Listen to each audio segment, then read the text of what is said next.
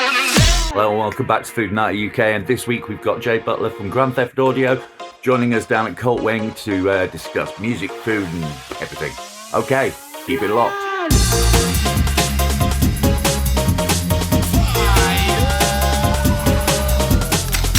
Hello and welcome to Foodinati UK, and as you can see, we've got our guest here. This is Jay Butler from Grand Theft Audio. He's come to talk to us about his band, food, and the theme of today is winter warmers.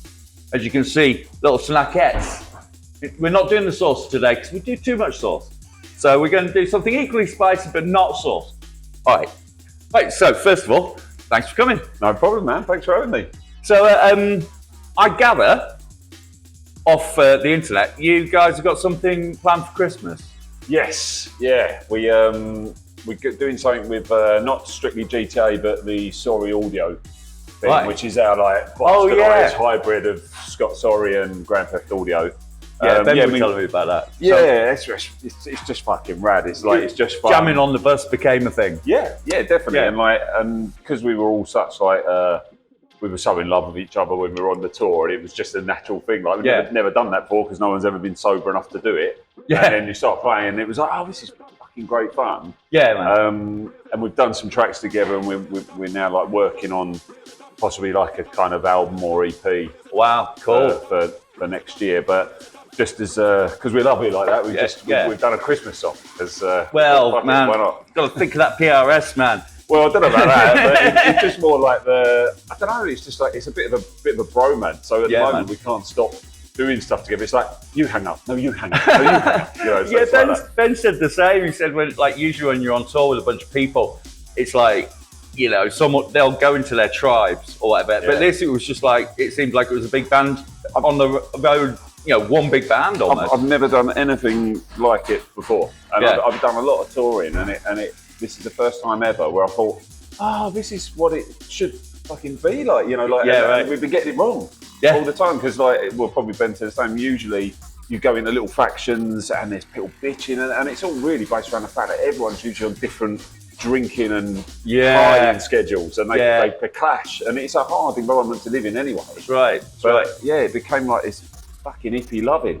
Yeah, and, brilliant. Which was great, and we had such a great time. You could tell as a punter, because I saw you at Leeds. Okay. And, well, I saw you as much as I could. You were in the audience most of it. Right, yeah. I spoke to Ben about that. He said, that's your trick. You've been different places. Well, I just like to, I don't know, I always think, for me, it's like I always want to see the bands that I would have liked to have seen. Yeah. I don't want to see the fucking Boy Next Door, you know what I mean? That's right. I want to see, you know, I want to go away and go, good or bad, like, I've never seen that before. I've never been there, and I feel like that guy, I was in the band for 10 seconds, he's got hold of me, and I'm got the mic. Yeah, that's right. So everyone's involved. Yeah, definitely. You know what I mean? It's party. I think that's something I get from Grand Theft Audio, especially, is it's a lot of it's very good party music. You know, it's good old rock and roll. Yeah. You know, you've got your quieter moments as well. It's not all anthems, but there's a lot of anthems. Yeah. And it's good like that. I really like it. And it also harks back to an era of rock music that I particularly like because I'm 45. But like Pop Will Eat Itself, bands like that, you know, who had the sort of programmed elements going on in there. Yeah. Really enjoyed that. There's little bits of, I think with GTA, it was always, I mean, we always came from different backgrounds. Like Rich is more of a metal-y sort of background. I was more like kind of a punk rock type, you know, skate rock background. But when we got together, the company was like, well, okay, what can we bring to the mix and, you know, like make it melting pot. A melting pot of everything we do, which sounds cliche, but, you know, that's kind of what it is, and it's kind of what it still is. It's like, it's an open book for us. If we wanted to do, you know, we decided, we're going to do Spanish flamenco music with breakbeats, that's what we do, you know. Yeah, it's always been a bit like that. So that's cool. If it sounds good, it goes on. Yeah, definitely. Yeah, and that's the party element as well.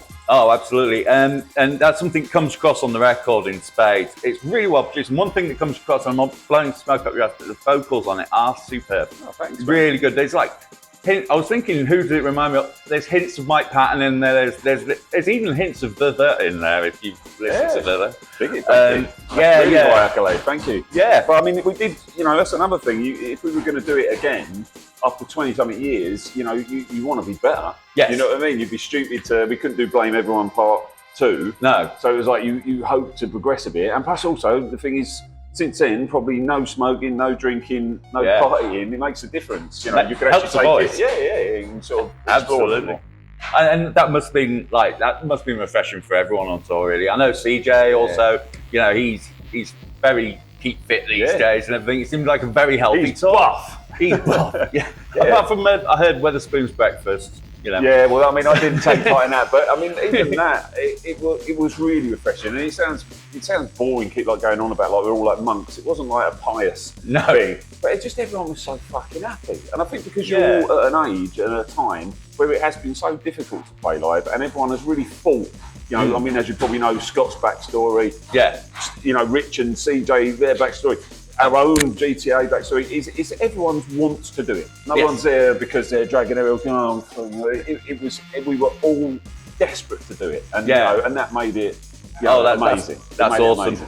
And let's face it, you've got to want to do it these days, haven't you? Because it's hard. You have to fight for it. Like being an artist, being a musician, I know because I'm one myself as well. And being out on the road, it's expensive. Yeah, really expensive. Yeah. So I mean, if you were doing it as a business, you might as well forget it. You're better off getting a paper round. Yeah, so it's for me, terrible. It was like my holiday. The year it was like, well, I've looked forward to this all year. Let's do it. You know, and every night there was no bitching, no moaning. It was like the most communist setup ever. Everyone was lifting everything, doing everything, helping everyone, and it was fucking great. You know, we were like Karl Marx with guitars. Right. Which brings me on to my next bit. Like you said, you were like skate rock. You were involved in that. Were you ever a skater? Yeah. You were, because I got the vibe. I thought we can smell our own, man. I'm definitely a skater. Yeah, wicked. I should have deck. We should have gone. Well, I had stopped a few years ago because I'm old.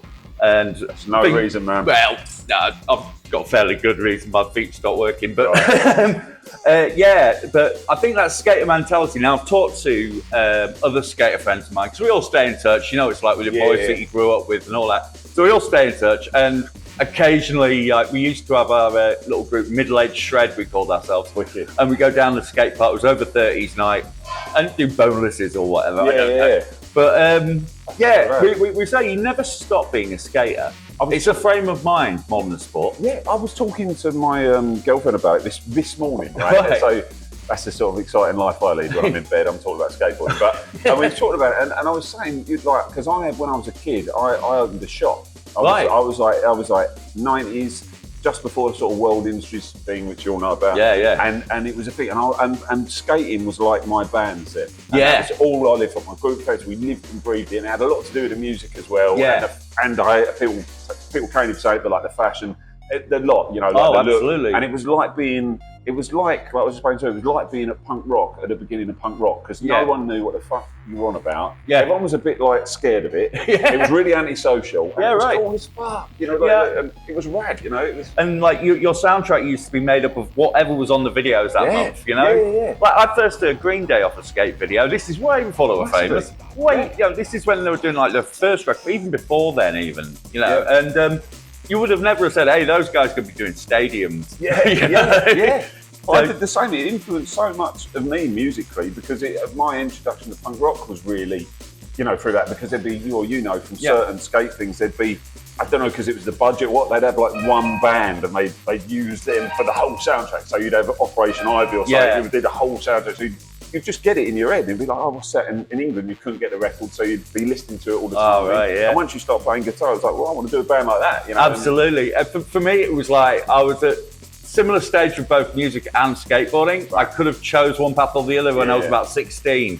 If I'd taken skating seriously, I probably could have done something with it. But really? I took music seriously instead. So I went on my first tour when I was 16, so I was just all about samplers and things like that, and guitar still. But if I'd really wanted to be like an athlete, I could have gone that way. But I was busy drinking. I should have ditched music and stuck to skateboarding. Well, they're making millions now. Dude, I mean, but that's what I was saying though. This is where I feel like I was lucky to be into it at that time, because now I feel like it's behind me a bit. I mean, I've been out with friends, you know, like in recent years, you know, like hello Ben, Carver, big up son. And like guys I've known since I was a kid, and we're still doing it. And I loved it, but I feel like it's behind me, and I feel the reason it's behind me is because it's been accepted. It's a sport. Yeah, It was never a sport. It was a thing, an underground thing. It wasn't Olympics. It wasn't. Yeah, it was a culture. If you saw another guy with a skateboard in your town that you didn't know, you were going to be friends with him. Yeah, absolutely. And that meant he was into the thing during. So whereas now it's like, that's no reflection, really. Anyway, we better get on to this. Yeah. Come on in, serious business. Right, winter warmers. We're here for winter warmers. This is from South Jetton Chilli Farm. Chilli drinking chocolate. Never had it before, but chilli and chocolate work together. So here's some I prepared earlier. So we'll give this a go and we'll carry on our conversation. Is this going to be like brutal strong? No. Good. I don't think so. It looks hot though. It is. I'm glad that worked. Yeah. Right, let's have a go. Right. Chin. Chin. Tastes like drinking chocolate. Yeah, it's good. It's nice. It's got a little bit of a... Oh yeah, in the back, yeah. Tiny bit. Yeah, a little bit in the back. I'd recommend this because it's like pure chocolate, look. That's good if you don't like balmy heat. You know, yeah. It's got a little bit of a buzz, isn't it? But not. Well, there you go. That's number one down. I dig it. Yeah. So with the skateboarding mentality, you're encouraged to, find things in your environment other people wouldn't normally see. Yeah. And I think that magpie mentality lends itself really good to music. Yeah, definitely. Being adaptable and seeing something, thinking, that's rad, I'll have a go with that. It might not work, I might fall flat on my face. Yeah. Same thing as skateboarding. Yeah, well, it was music. I mean, for us, and very much a GTA thing, was, it's the same mentality where you go, to everyone else, that's a bench. To me, that bench is going to be moved, put up like that, and then that's a way to get down to the lower level. And that's how we do with the music, because we are, the clue's in the name, it's Grand Theft audio. Yeah, absolutely. The middle word's really specific for us. We take so much from other bands and shit and learning about each other, which again sounds a bit iffy, but we come from totally different backgrounds. Rich is such a metaler, and I knew nothing about that. I mean, yeah, you've really got one of the best drummers in the UK with Rich. He's incredible and massively underrated, I think, because the records that he's played on, and just it's just incredible. Well, I don't say it lightly, and you have to cover that up and not let Rich hear it. Edit it out. But Rich is not only one of the best musicians I've ever met. He's one of the most patient people I've ever met, and he's one of the easiest going, nicest blokes I've ever met. He's one of my dearest friends. Yeah. And I mean, that's the luckiest thing, to be in a working situation with someone who, to say I love him isn't a big enough word. He's like a brother. I love him that much. He's such a cool guy, and he just so fucking calm. Nothing rattles him. Well, that's what you want on the road, isn't it? Yeah. Because anything could go wrong. Yeah, and as we've got older, it's got kind of better. Yeah. You know what I mean? At first, when I first met him, I was like, who's this kid? He looked like sort of a knackered version of Slash when I first met him. Because I went out on tour when I was in Mill TV with the Wild Arts. With Wild Arts, yeah. Look at this lot. They're all like hard drinking. And we were all like kind of a bit straight edgy punk rockers. And, I didn't get it at all. And Rich seemed really sullen. It's just the nicest, easiest going bloke on the planet. Yeah. I think Ben was telling me, he plays everything, doesn't he? He's not just a drummer. Oh, man, honestly, this is the other thing that he's got to have props for. You said it about the album. I mean, that album took, sort of longer to come out than Rock Hudson. Because it was, it took 2 years or so. Because we had a lot of things going on in our lives, COVID, all these things, and we were doing it for love. So it's hard to do it around your families and your work. Sure.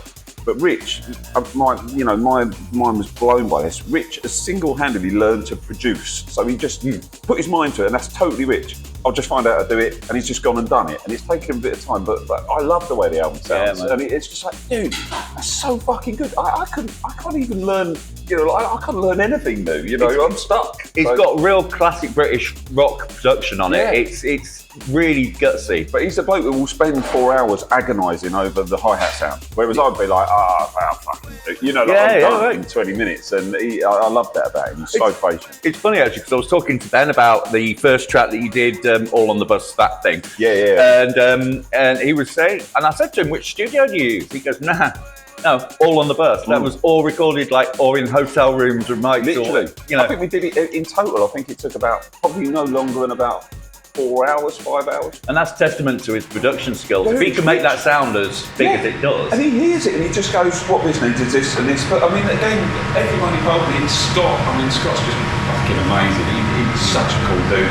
Like, he can just hear something once and then he can play it. Yeah. And, and like, it's like having Paulie from Rocky on basic guitar. And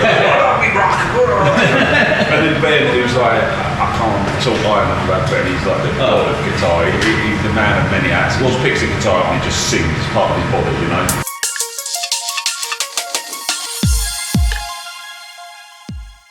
And if you're enjoying what you're seeing there, please subscribe. Only takes 2 seconds of your time and it really helps our algorithms. Like, share, subscribe, you know the deal. Be blocked. So now, by the miracle of television, and after that very sexy young man who told you to subscribe, I suggest you do what he said.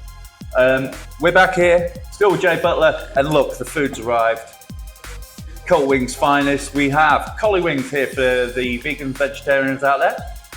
So I think we have, he said jerk chicken down this side. Jerk chicken, what am I saying? Jerk collie wings and Korean collie wings down this side. So if you'd like to dig in, tell me what you think. I'm going to go jerk first because that's the story of my life. These are great. I really enjoy these. Is it bad egg or just stuff it in? I don't think it is, isn't it? So for season 2, look how happy we make rock stars.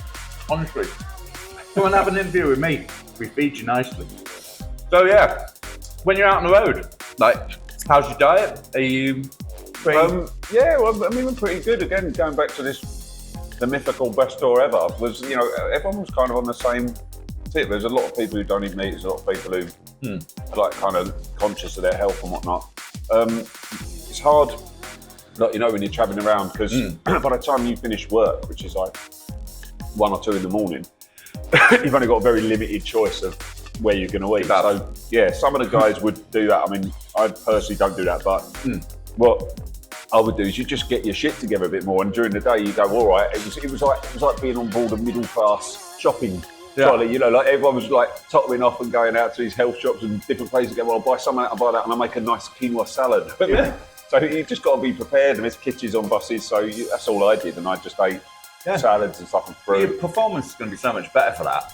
You won't be lugging burgers around when you're trying to jump about on stage, Yeah, and there's like this thing as well, you probably know yourself, being on the road, it's just, you just get fed because it's quick and it's cheap, and people think that it's nice, but after like maybe day 4, there's only so many burgers and pizzas and kebabs you can eat before you start feeling really unhealthy and sluggish. Yeah, and also it's like, for me, I can never eat before a show. Like, if I eat before a show, it's like, you forget it. It's not good for your vocal cords either. No, and it gives me no energy. I feel I like to be like at my sort of fighting weight. I like to be empty stomach, ready to go.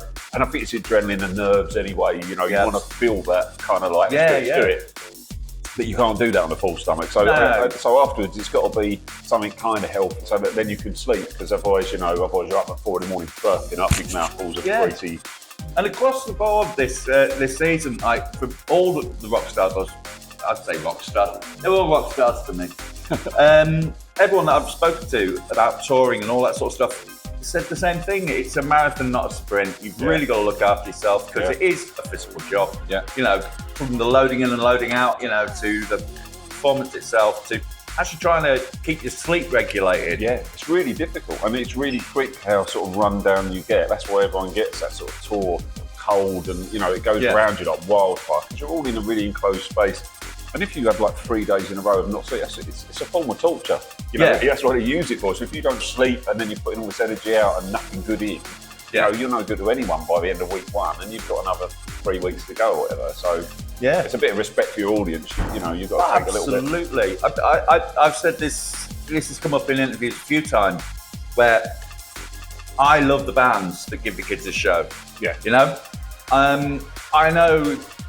There are certain bands I like to go and see, and they don't give you much of a show. They just sort of head to the ground doing all that. I like a bit of razzmatazz when I go and watch a show. I like a show.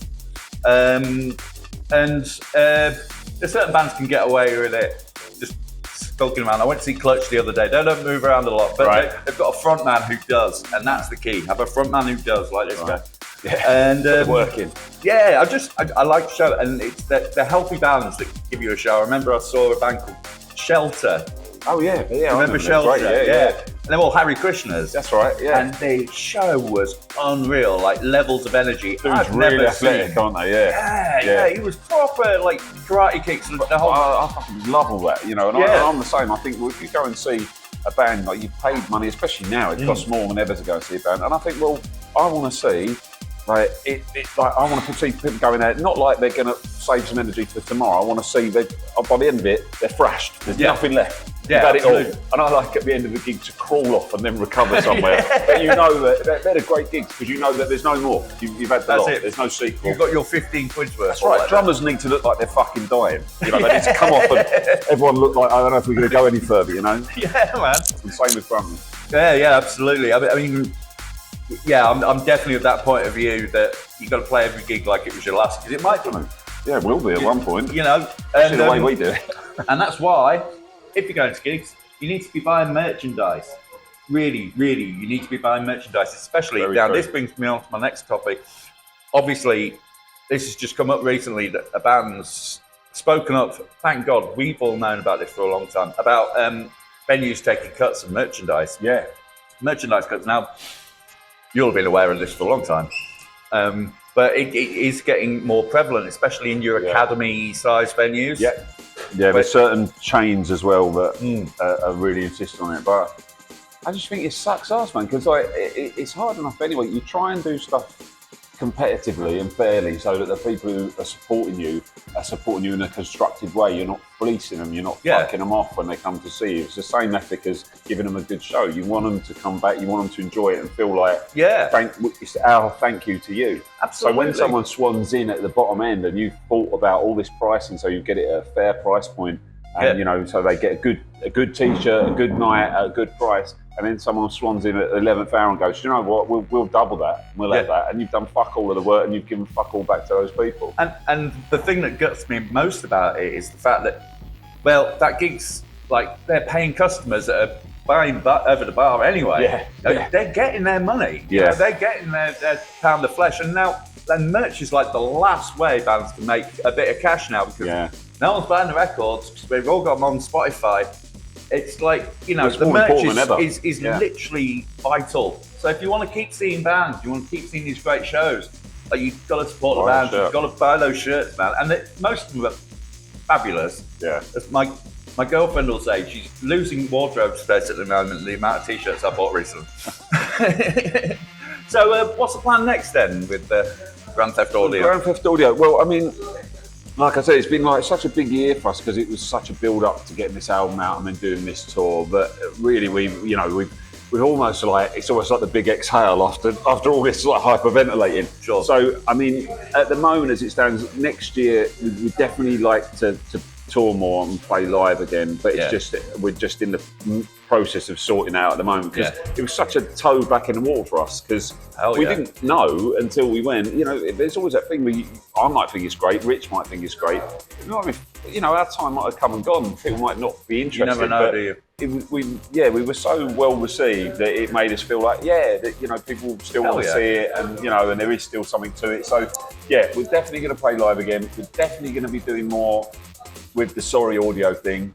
That's definitely a runner. And I mean, there's talk even between Scott and ourselves about taking that out on the road, maybe. That would be awesome. Yeah, well, I think it was such a great concept of like, we'd have like a kind of rolling band. It's and we'd beautiful have story the members of, and we'd have like the members of each band doing maybe some of the GTA stuff, maybe the Scott Sorry stuff, and then maybe the Sorry audio stuff. It's kind of based loosely on the same concept of that tour, which was, you know, it was all mucked in together. So it's more like a road show. Yeah, like a rolling review. Yeah. And like I said, you know, like with someone like Scott, he's fucking guy you want in the trench with you, you know, like if he's like the lucky totem, you know, you take him with you, you're gonna have a good time. So, you know, I can't think of anything better than doing that. And I think people would like to see it, and I think we could put on a great thing to see live. Absolutely, absolutely. But GTA, I mean, there's still like a ton of material that we've got to wade through from the writing sessions that we've just done, and we're still working all the time. I mean, like literally on the way here today, I was talking to Scott, talking to Rich, and it's just like a hive of activity, which is great. Yeah. That's when bands are at their full peak. Yeah, everyone's buzzing. When everyone's buzzing, yeah, absolutely. And that's what bands got to take away is, like we've said, it's hard for bands to make a living, so you've got to enjoy it. You've got to be buzzing off for it. the love. If you're not doing it for the love, just give up, because go and get a paper round, because there isn't any. Yeah, there's no pot of gold anymore. No. The pot of gold should be jamming with your mates, and that's Exactly where it's born. Right now, we're going to get back into these winter warmers I've got. These come from Hog Slayer. Grim Reaper Foods. That's promising. Right. Ghost Chili Pork Cracklings.